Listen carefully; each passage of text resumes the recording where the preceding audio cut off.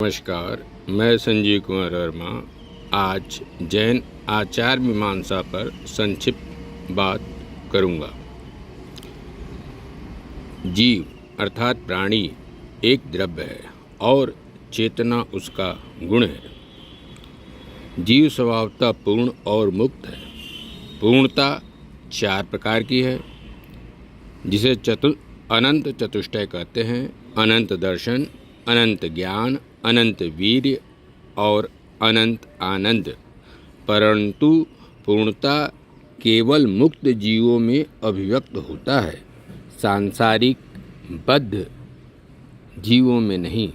बंधन का अर्थ है जन्म ग्रहण करना, जीवों का शरीर से संबंध होना, अतः जीव प्लस कर्म पुद्गल से उत्पन्न होता है बंधन। कर्म ही बंधन का कारण है और कर्म भी भौतिक एवं पौद्गलिक है। जीव और कर्म का संबंध अनादि है।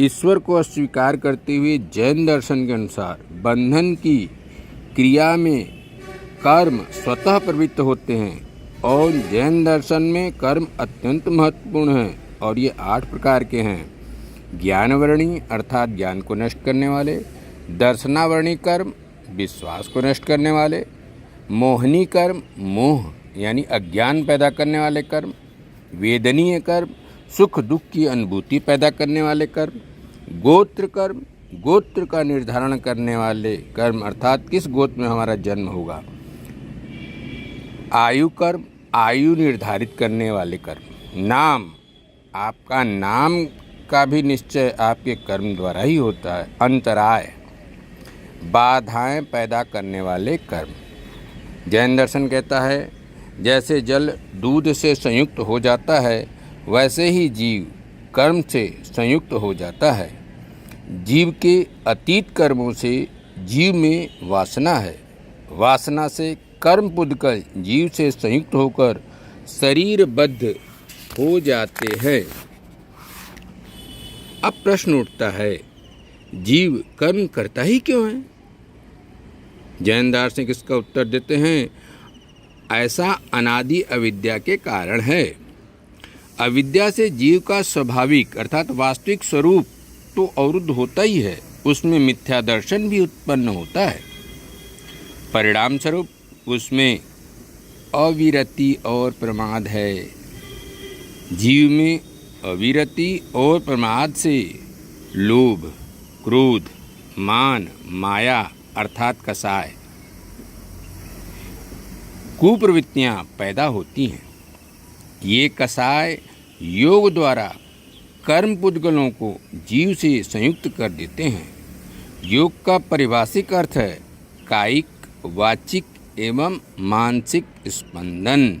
हम जो कुछ भी करते हैं, बोलते हैं, सोचते हैं, सब कर्म के अंतर्गत ही है। अविद्या से मिथ्या दर्शन, मिथ्या दर्शन से अवृत्तीय प्रमाद, जिससे कसाय और कसाय योग द्वारा जीव को बंधनग्रस्त करता है। जीव की ओर कर्म पुद्गलों का प्रवाह आश्रव कहलाता है। जीव में भाव परिवर्तन भावस्राव एवं कर्म पुद्गलों का जीव में वास्तविक प्रवेश द्रव्याश्राव कहलाता है। मोक्ष जीव का कर्म पुद्गलों से संबंध विच्छेद की अवस्था है।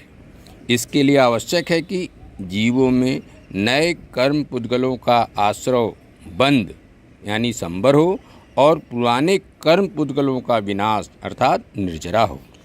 पहले भाव संबर और द्रव्य संबर, तत्पश्चात भाव निर्जरा और द्रव्य निर्जरा। इनके कठोर साधना द्वारा सभी कर्मों का क्षय ही मुक्ति है। इसीलिए कहा गया है कृत सन्न कर्म क्षयो मोक्षः। मुक्त जीव उधर्व गति प्राप्त कर सिद्ध शिला पर पहुँचता है और वह अनंत काल तक वास करता है। जैन दर्शन में मोक्ष एक भावात्मक अवस्था है, मात्र दुख की निवृत्ति नहीं है। मुक्त जीव अनंत दर्शन, अनंत ज्ञान, अनंत वीर्य और अनंत आनंद से युक्त होता है। नमस्कार, धन्यवाद।